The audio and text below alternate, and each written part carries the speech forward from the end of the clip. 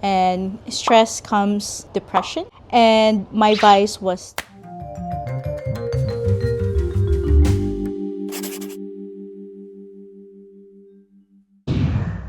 My name is Rachel Lamotan. I am the owner CEO of LEAVENLY Goods Inc.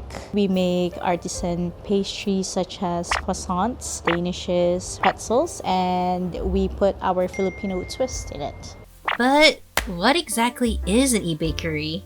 E-bakery is an online bakery where you can pre-order your items and you either pick it up from my warehouse freshly baked or we deliver it to you freshly baked. We don't pre-bake anything and wait for customers to come over. Everything is made in-house, made fresh, and if you come in and you ask for something, you don't get anything unless you pre-order. It helps with the cost and food waste because we don't want to have food waste, right? What I offered was the convenience of it, cost effectiveness of it, because the prices were a little bit more cheaper before and gas was cheap before, and basically providing them with good food, premium quality at a low cost.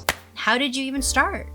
It was 2019. I was working in an IT company. When you're in a corporate world, you tend to become stressed, and stress comes depression, and my vice was to bake.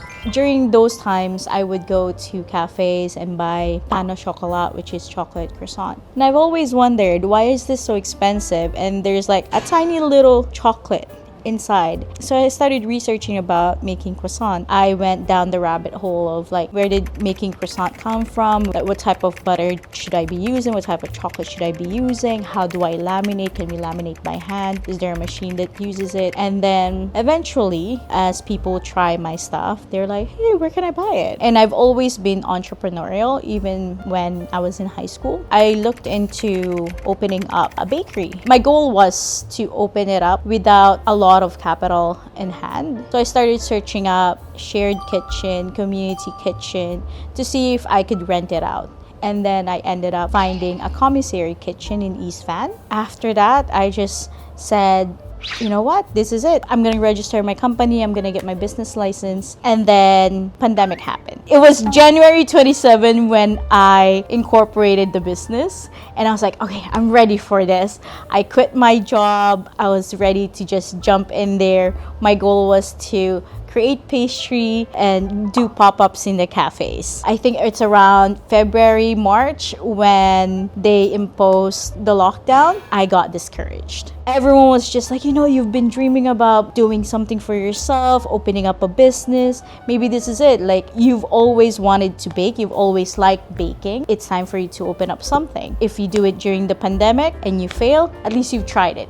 If you become a success, then that's good. So go even though... Yeah, go even though you fail, because you've got nothing to lose. I decided, since it's lockdown and people are not going out, I completely changed my business plan to like doing pop-ups in cafes and decided doing free deliveries. I did my inspection, get my business license. They held up my business license for a good 6 months because they were on a lockdown. I begged them, and then they finally gave it to me, and I opened up my delivery service for free. No one was around, and I was delivering to houses. That's how I got started.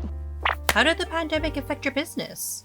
It was nice when it was locked down. Everyone was at home and they were all on their cell phones. So I had direct sales. After that, around 2021, when things started to open up, people started to go out, my direct sales went down. So then I panicked. What do I do? How do I pivot for me to survive? So I did markets. I thought of selling to cafes. Cafes have a bad rap of having really bad pastries. Really? Yeah, you don't even realize it. They're not chain cafes, which I like because then I know that I can talk to the business owners directly and we could have an interpersonal relationship and build trust through that. I'm very accessible as an owner. If one of the pastries are bad or like it doesn't look nice to them, they can directly just message me and we can make it better. Any exciting opportunities and achievements that you're proud of? One thing that was really exciting for me was when I was able to publish a recipe online during Asian Heritage Month. And not only that, like the fact that I was hesitant to start this from the very beginning and growing it into something like that, being known for having great croissants, that's success to me.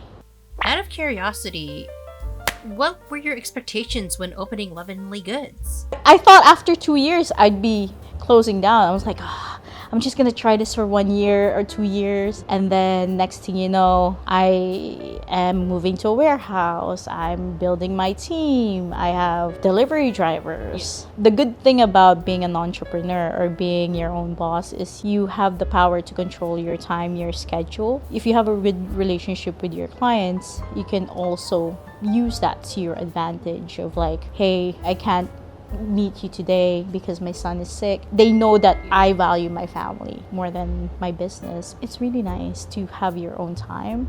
Even though I work 16-hour days, I can just be like, hey, you guys, I'm going home because my son is sick, or my son needs me, or I need to pick him up in the daycare. Same with your husband. Right? Same with my husband, right? There's work-life balance in a way.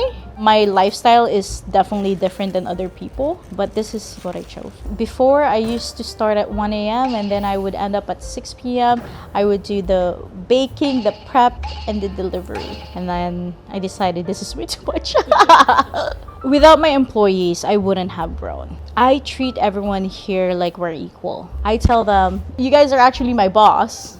I'm just paying the bills here. My ultimate goal is to provide security for them in the future on top of growing the business. Every month we try to be creative with our flavors, especially if we have a lot of time in our hands. The good thing about the business that I have is every week I know how much I need to make, and everything else is just extra. We tend to adapt to that work process. If we're feeling like we want to make an apple pie or an apple pie supreme, we'll make it and schedule it for summertime. It's more on whatever I crave.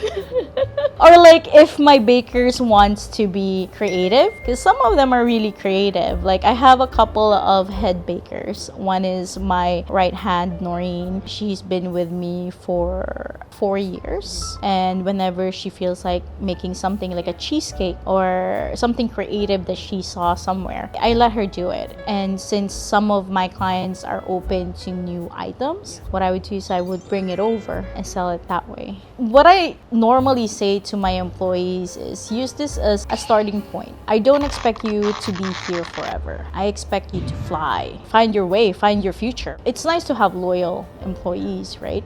But you can't keep them forever. What kind of education or training did you have before starting the business? So my educational background is actually I was a medical office assistant, and I was arts and sciences in college. And then eventually I went into business school, did my business plan, entrepreneurship courses, business law, and then accounting. And then I decided I've got what I need. So no baking. Baking was a hobby for me. My first job was in Steveston Bakery, and I wasn't really a baker there, but I've always loved how they're so passionate about their food and the way they're making things, and as soon as it comes out, the way they decorate it. There's just a lot of love into the food that they're bringing out to the customers, and that's what I like. Any advice you would like to give to any aspiring entrepreneurs? Do your research. Talk to mentors. Talk to the people that are in the industry. A lot of the people that have made it big, they are open to sharing their knowledge to you. I didn't know anyone in the food industry. I'm naturally a friendly person. I started talking to each and every business owner who are also in somewhat the same situation as me or was in the same situation as me, and I asked them, how'd you do it? I'm curious. I'm very interested in your story.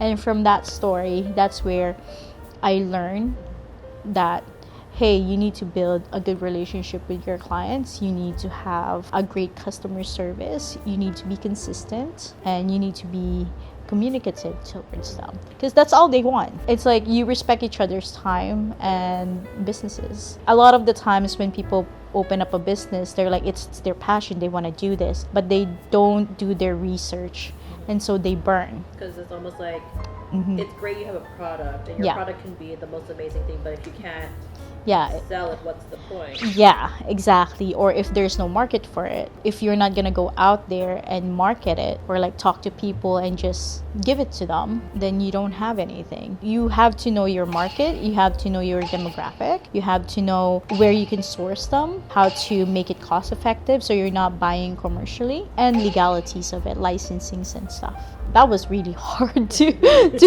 learn. I was like, I'm confused. What do I do again? Okay, I'm gonna try to get my license.